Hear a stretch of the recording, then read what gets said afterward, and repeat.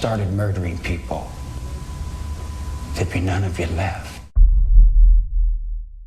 Hi everyone and welcome to my channel. My name is Helena and on this channel I talk about true crime cases but also everything disturbing, shocking and mysterious. And yes, I also react to craziest Karen moments and craziest police body cam videos on a live stream, so you're welcome to join us in chat here in YouTube. If you don't want to miss my upcoming videos or live streams, please consider subscribing to my channel.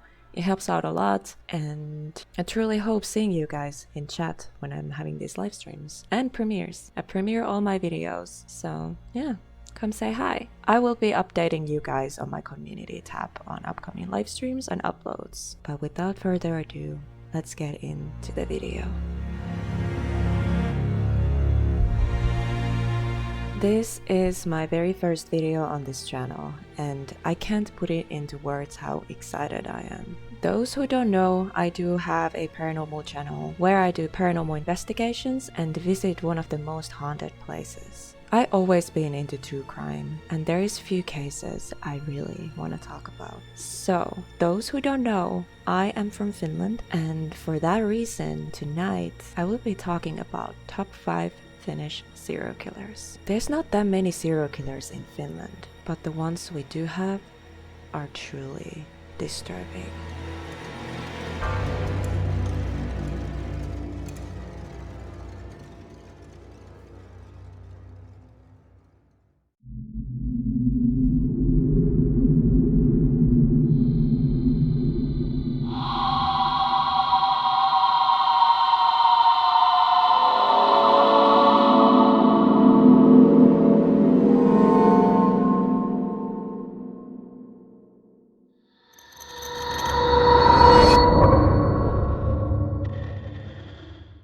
Ensio Kalevi Koivunen, aka Häkä-enska, was a Finnish serial killer who killed 3 female hitchhikers in the summer of 1971. Ensio Koivunen was born on June 23, 1930, and was 41 years old during the crimes. On August 21, 1971, bodies of 2 17-year-old girls were found in gravel pit in Ridasjärvi, Hyvinkää.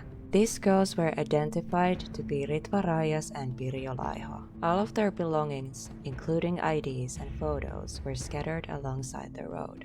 Thankfully, police were able to find the killer's fingerprint and started to go through a list of thousands of criminals and their prints in hopes to find a match. Police got extremely lucky and they were able to make a match and identify the killer. A 41 years old power shovel operator, Ensio Koivunen. He had already been arrested before for smaller crimes like theft, DUI, and fraud. Ensio Koivunen was quickly arrested and police were soon able to connect him to a third victim, 23-year-old Salme Metsänikula, whose body was found few days prior in Inko on August 18th. Hidden inside a hole in the forest. Ensio Koivunen owned a white 1967 Dodge Dart that he would be driving around and picking up young female hitchhikers and kill them with carbon monoxide poisoning using a plastic tube or hose that was connected to the exhaust pipe, and it would lead the exhaust fumes in from the trunk of the car, and from there it would spread inside the rest of the car. At first his victims would feel sick,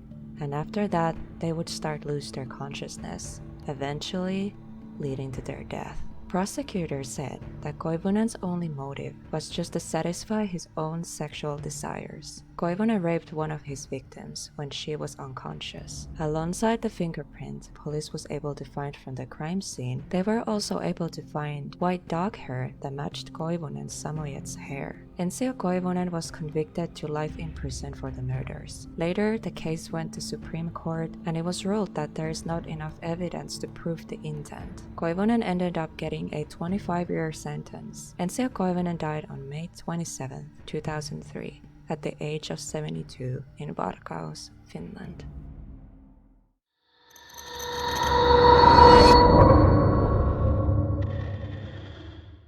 Antti Olavi Taskinen is a Finnish double murderer who is responsible for the deaths of at least 2 men between 1996 and 2005.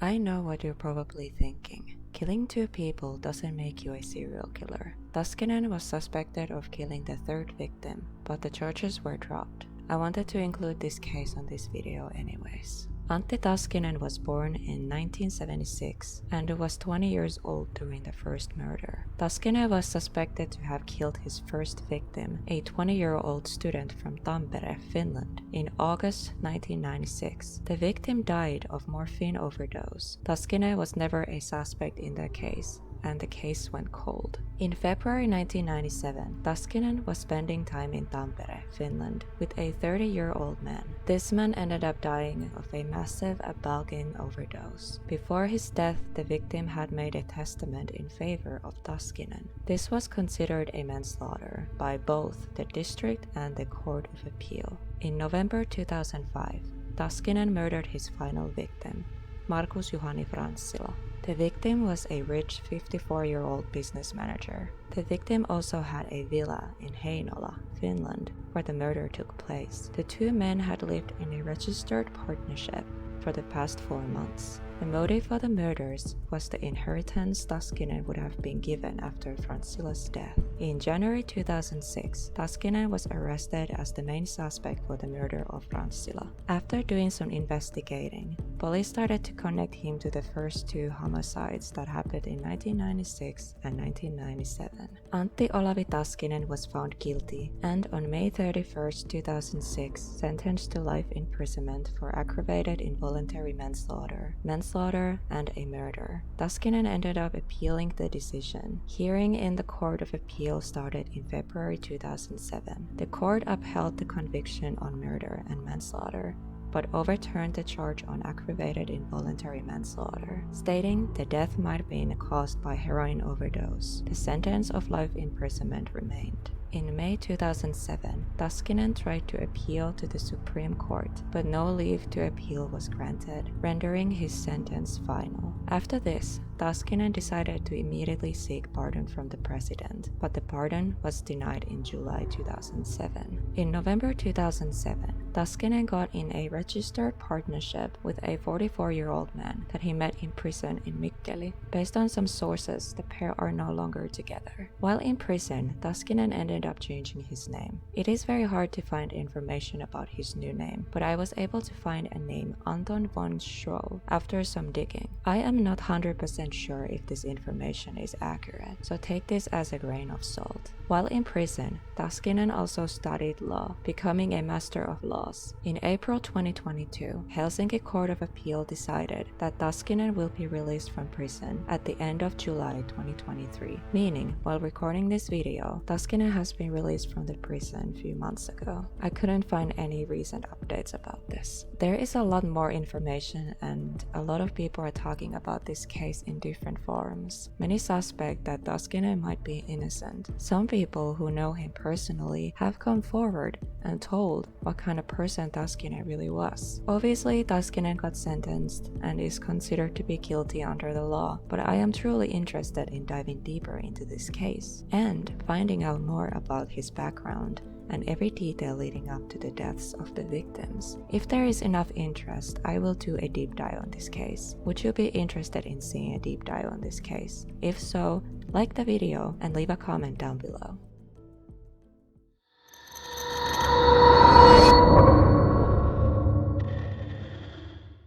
Aino Nykopp-Koski is the only female serial killer in Finnish criminal history. Aino Nykopp-Koski was born in November 1950 in Rantsila, Oulu. She worked as a nurse and was found guilty of killing 5 patients and attempted murder of 5 more. Between the years of 2004 and 2009, Nykopp-Koski worked at a range of hospitals, care homes and patients' homes. She killed 5 elderly patients using sedatives and opiates while working in Mehiläinen, an international healthcare company in Finland. Hundreds of stolen medication that are classified as narcotics were found from the dressing room at her workplace, in her home, and her own purse 5 weeks after WSOY's former coast director's death in 2006. At that time, The worst that people were expecting of her was that she was an addict. Nykopp got fired because of stealing narcotics from her work. Nobody could never have guessed that Nykopp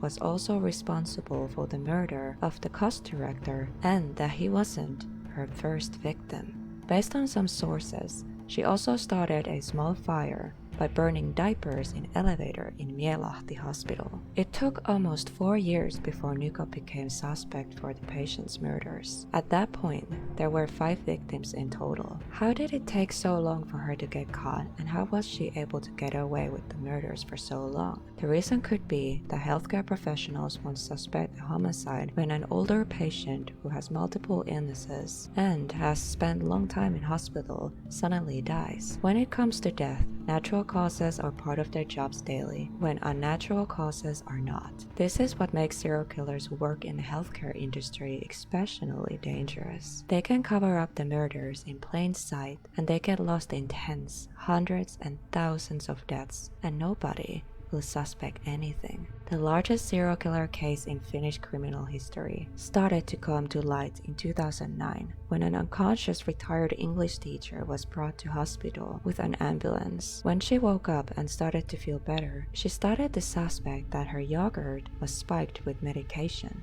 One of the doctors didn't believe her, but one did and called the police. The yogurt bowl was examined, and traces of benzodiazepine was found in the yogurt. Also, this elderly lady's blood and urine samples showed positive for benzodiazepine. But Nykopp had an explanation for this too. Nobody would eat yogurt that's dosed with lethal amounts of medication. You can't hide the taste. And if I would have mixed medication into the yogurt, I would have washed it after. My client had very keen sense of taste, so she would have noticed if there was something that didn't belong there, said Nykopp. Nykopp would also often steal her victims' belongings. One of her victims' golden necklace was found in her possession. One question was never answered. Why did she murder her patients? She has never confessed to the murders. She still strongly believes that she didn't do anything wrong. Oftentimes, Nykopp called help for her patients after she gave them little doses of medication. When help would arrive, she would often say things like, "The patient drinks a lot of alcohol and mixes it with medication."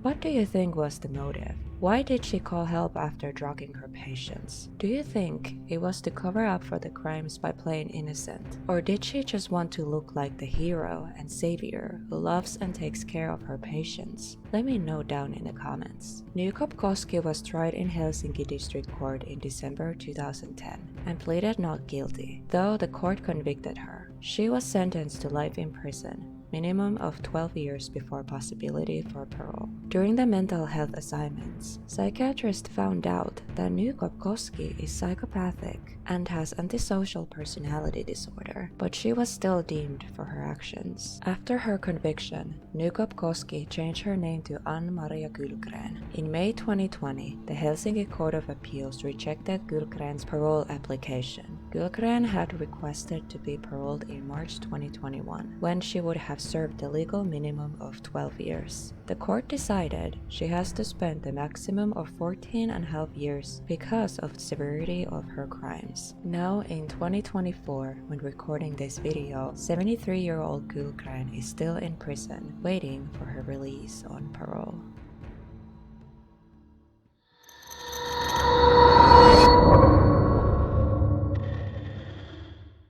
Ismo Kullervo Junni was a Finnish serial killer and arsonist. Junni committed several of the murders and arson in Kivinokka summer camp area in Herttoniemi, Helsinki. His very first victim was his own wife. The defining characteristics of Junni's killing was that he removed his victim's teeth. For example, while killing his wife, he pulled out one of her teeth and later stole his friend's dental prosthesis, which he kept. Junni committed his first homicide in August 1980 when he killed his wife in Kontula. He was questioned, there wasn't enough evidence against him, and the case was recorded as an accident. Junni committed his next murders at the Kivinokka summer cottage area in Herttoniemi, Helsinki in June 1986. Junni murdered his colleagues Seppo Mäntyniemi and Juha Väre. After committing the murders, he set the crime scene on fire. In July 1986, Junni killed his friend Matti Haapanen.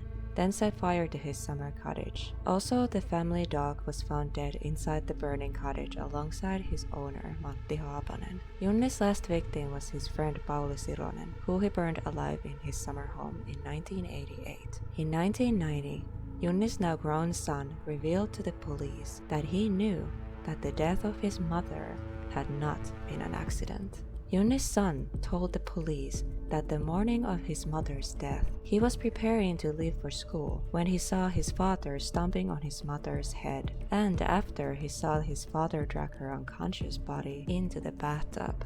In August 1980, police were dispatched to an address that belonged to an apartment building in Tukkalantie Mellunkylä in East Helsinki. A 36-year-old mother of 3, Kaija, had fallen while drunk and hit her head that led to her death, or this is what her husband had told the police. Kaija's body was found in the dressing room half naked, wrapped inside a wool carpet. She was missing a tooth from her upper jaw. Junni's neighbors were a married couple, Matti and Eila, and their children. Eila told the police that Ismo Junni came to their door and he had been acting calm. She noted that he had clean clothes and his hair was combed. He walked to their door and said that he thinks his wife might be dead. After hearing this, Eila called 112, the emergency number in Finland, but there was nothing they could do.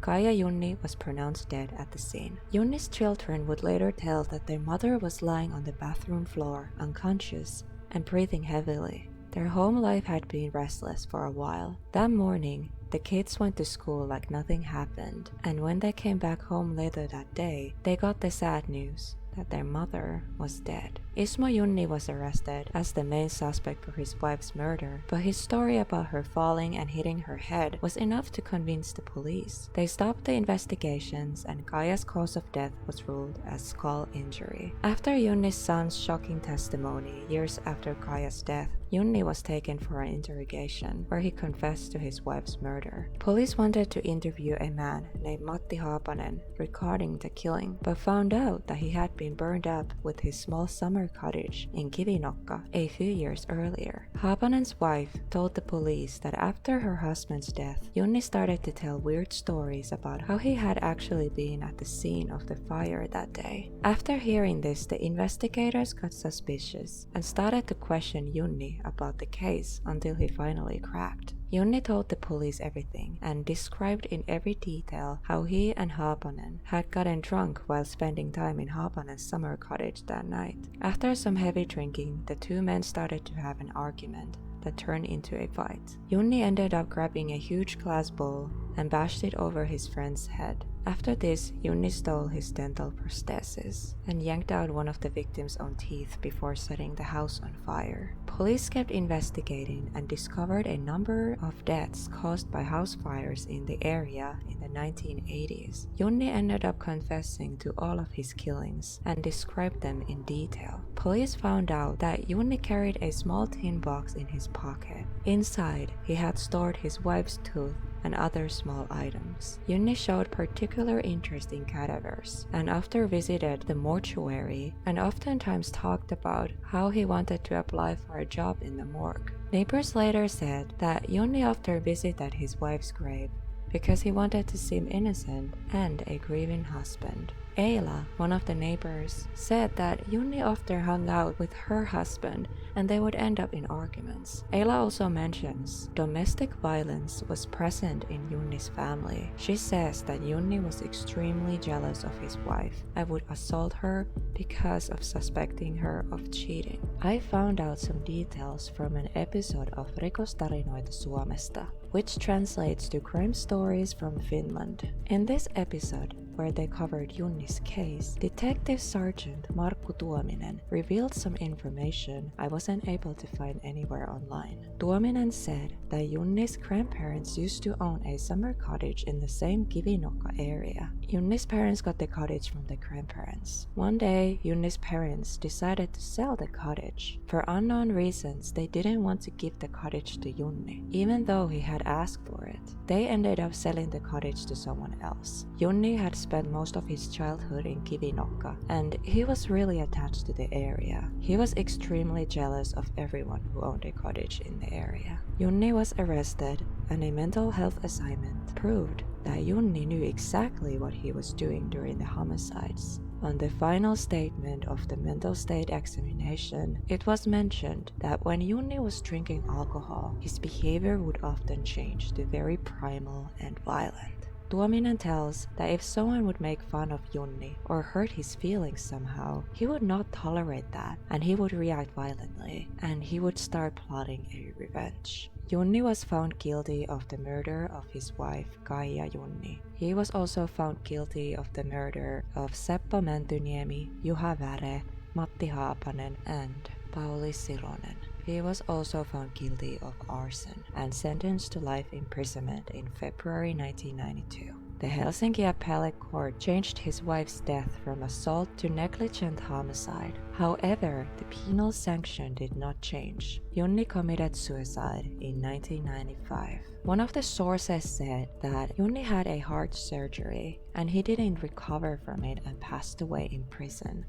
This is really a complicated case, and there's so much I didn't mention in this video. I truly want to make a deep dive on this video, because there were so many shocking details and plot twists. What comes to Junni's death, different sources say different things. I really don't know which one is true, but I will definitely want to do more research on this case for the deep dive. I'm sorry for any misinformation that was on this video. I'm trying to do the research as well as I can. Would you be interested in seeing deep dive in this case? Please like the video and let me know your thoughts in the comments. This is a complicated one. I hope you understand.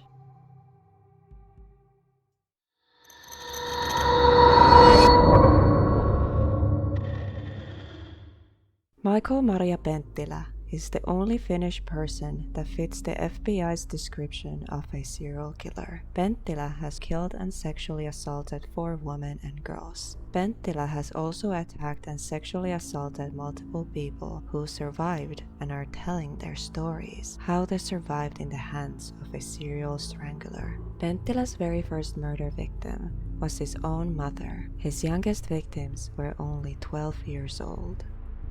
Maria Penttilä is not his birth name. In fact, he had changed his name now 2 times. I will be referring to him with the name and pronoun that he used during each time period. I hope that doesn't offend anyone. I'm just doing it so the case is easier to follow. Penttilä was born as Jukka Torsten Lindholm in July 1965. Lindholm's mother was Laina-Lahja Orvokki Lindholm, but the father's identity is unknown. Lindholm had a very troubled childhood, and he would end up in juvie. Lindholm had a fascination in very strange clothing for a kid his age, and other kids would pick on him. Lindholm had huge interest in everything tight-fitting and materials like leather and latex. His favorite piece of clothing he owned were a pair of white leather boots and a red velvet coat. Lindholm would stop going to school and started to do small crimes like theft, and started to use substances. In November 1981, when Lindholm was only 16 years old, he would commit his first violent crime. Lindholm attacked a 15-year-old girl and started to hit her and strangle her with her own scarf. But with insane luck, she managed to get away. Police was called after the incident, and he was found soon after nearby. He was never convicted of anything and got out on parole. In 1984, a 19-year-old Lindholm would get a 1-year sentence in the juvenile detention center for the smaller crimes he had committed. He got extremely mad at his mother for not letting him out of there, and he had to stay there the full 1-year sentence. In his own words, "Prison was hell. I hated to be there, and the experience was horrible." After being released in 1985, he would fight a lot with his mother about how she now had a boyfriend and how he was still mad at her for not releasing him from prison. With his logic, she had the power to do so.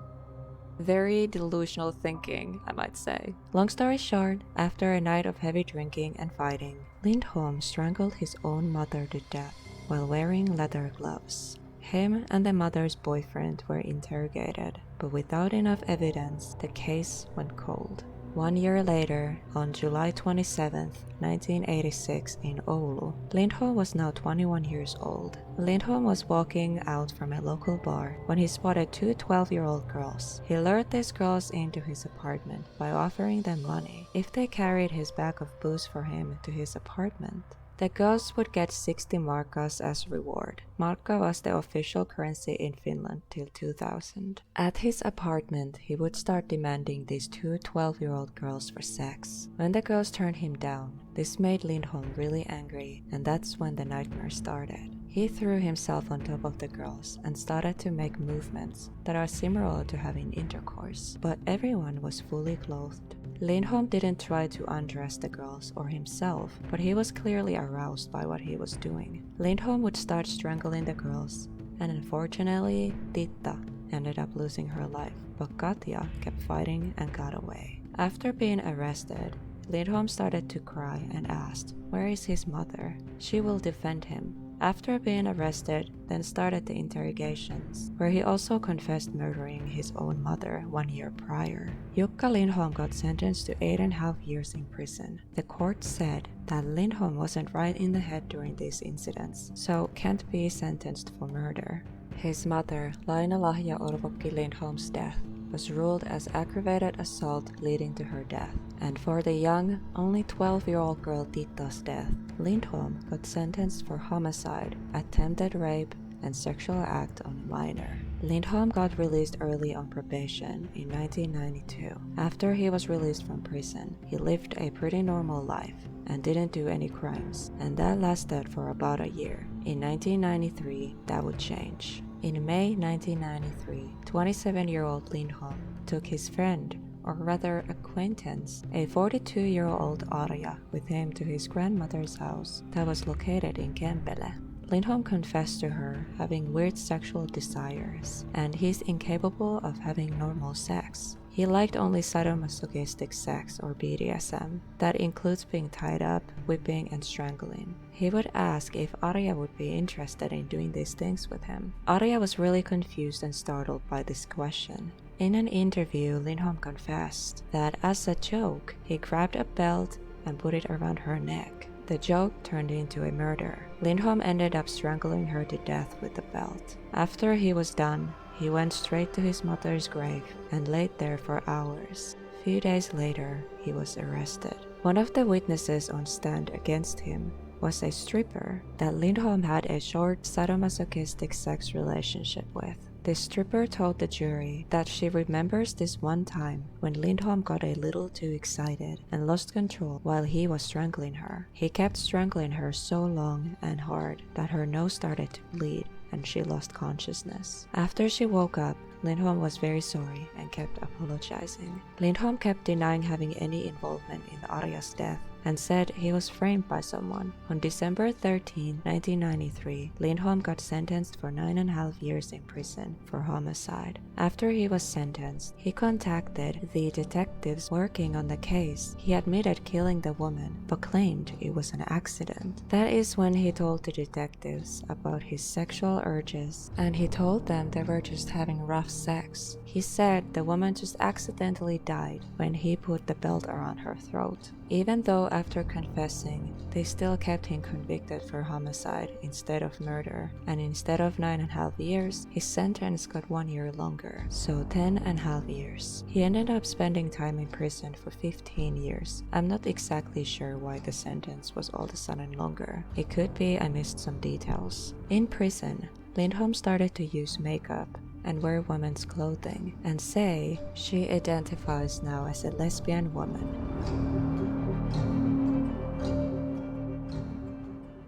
Hämeenlinna's keskusvankila didn't allow the use of women's underwear and makeup and said it was because of safety reasons. Lindholm made an official complaint, but it was overruled. Lindholm said in her complaint, "I didn't get permission to buy or order makeup and women's clothing, even though women are allowed to do so. Women can wear men's clothing with no problem." Based on a mental state examination that was made, Lindholm has admired primitive and violent manhood, but in prison she started to use makeup and prefer women's clothing. It is really odd how her views, likes, and beliefs changed so drastically. Lindholm eventually got permission to use hairdryer, shaving supplies, nail file, and also women's leather pants and leather gloves. The prison said the reason they didn't allow the use of women's clothing was because she would have an easier time in prison if she wore men's clothing, and they don't allow behavior that can be considered as sexually provoking. Lindholm got married at the prison to a woman, Hannele Bentholm, and took her last name. But the name change didn't end there. Not only did she change her last name, she also changed her first and middle name. Now her legal name was Michael Maria Bentholm. The marriage would last only for 2 years till they got divorced. In November 2008, now known as Michael Maria Bentholm,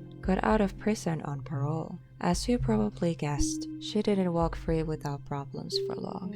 6 months after being released on parole, Bentholm continued to commit these horrible crimes. In May of 2009, Bentholm met a woman at a restaurant and brought her to her apartment. Bentholm ended up strangling her, but she got away. In summer of 2009, Bentholm started to order the victims home. First of the victims was a professional masseuse. Bentholm saw her ad in a spiritual magazine and ordered her for a home visit. Bentholm opened the door wearing leather pants, a very flashy shirt, and red leather gloves. Before the door would barely even close, her nightmare started. Bentholm grabbed the masseuse by her throat. She would also get away and testify against Bentholm in court. A third very similar event happened in September of 2009. Bentholm ordered a cleaner to her apartment and started to strangle her. The female cleaner managed to get away and called the police. On June 1st, 2010, Bentholm got sentenced to 6 years in prison for 3 counts of attempted murder and assault. In April 2011, the Rovaniemi Supreme Court decided that Bentholm was guilty only for aggravated assault and lowered her sentence to 4 years and 5 months. In mental state examination, Bentholm told that she wanted to be a woman since very young age. Bentholm said that she is a very normal woman and her sexual orientation is lesbian.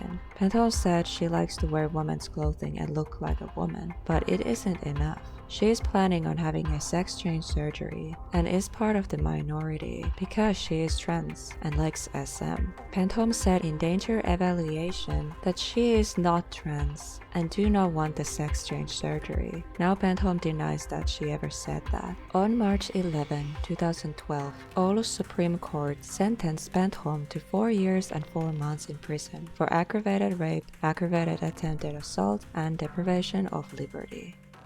Turned out that the aggravated rape had happened on the night between August 21st and 22nd, 2009, in a hotel room in Oulu. The attempted aggravated assault happened between May 1st and May 31st, 2009, on Bentholm's home in Myllyoja, Oulu. Bentholm changed her name one more time and now goes by Michael Maria Penttilä. On an early Tuesday evening on October 13, 2015, Penttilä managed to escape from prison. She got captured the next day. Penttilä got released from prison again on Christmas 2016, but would be arrested soon after, in April 2017, because she was suspected of planning her next attack. She got released in July 2017 because Helsinki District Court dismissed the charges and ordered Penttilä to be released. In May 2018, the Court of Appeal ended up convicting Penttilä to 2 years and 6 months in prison and paying 4,000 euros for the victims for their suffering. Her murderous desires didn't end there. At this point, Penttilä had left her home city Oulu and was living in the capital, Helsinki. This case is so confusing because there are so many crimes she committed that happened all at different times. She would get convicted for one thing, but then would get convicted again for crimes she committed before she was arrested for another crime. I hope you still follow, because for me, as researching this, I am more confused than ever. On April 13, 2018, Penttilä strangled a 52-year-old prostitute to death in an apartment located in Vaasankatu, Helsinki. The victim's body was found May 4th, so almost a month later. Penttilä got arrested on May 6, 2018. Penttilä has confessed to the murder. Helsinki District Court convicted Penttilä to life in prison for murder. Penttilä used multiple objects for the murder: hands, leather belt, and pantyhose. Penttilä was ordered to undergo a mental state examination. Penttilä appealed to conviction, but was officially charged and committed to life in prison in Helsinki Court of Appeal in April 2020. This is by far the most confusing and hardest case to do research on. There is so many articles, so many crimes, witness testimonies, and interviews. I had to leave out so many details, otherwise this video would be 3 hours long. I've been studying this case for a while, and I've been doing research because I want to make a deep dive on this case. Everything from Penttilä's childhood, every crime, every victim, and every person in their life in detail. There is so many small details that makes this by far the most confusing but also interesting cases I have come across. It will take some time before the deep dive is done. I want to get every fact correct and create a clean timeline to follow. I found an interview where Penttilä talks about his crimes, and I found it to be really disturbing. You guys want to see that? I will include clips from this interview and analyze it in a deep dive. What do you think was the most disturbing case? What was the motive for each murder? I was shocked how many serial murder cases there are in this small country like Finland. Even though FBI considers Michael Penttilä to be the only person in Finland who fits the profile of a serial killer, all of these cases mentioned have been serial killers in my opinion, because there are multiple murder victims. After filming the intro, I got really cold, so I put this fluff on. You get fluffy version of me. I've been editing for the whole night and I'm tired. I used Google as help. I googled if there is any serial murderers in Finland because honestly I didn't know. And I found a list. But now, after doing some research and looking around, I realized there is a lot more than the list said. So yes, this is a top 5, but there will be another one and another one. It is pretty disturbing. I really hope you enjoyed the first video on this channel. Please subscribe if you enjoyed this and hit the notification bell so you won't miss an upload. And please remember to leave a like. It really helps with the algorithm. And I see you on the next one. Bye. I really hope you enjoyed the first May 4th. Penttilä was... The murder was premeditated.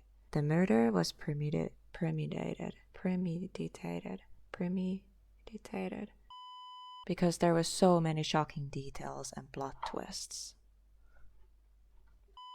There is so many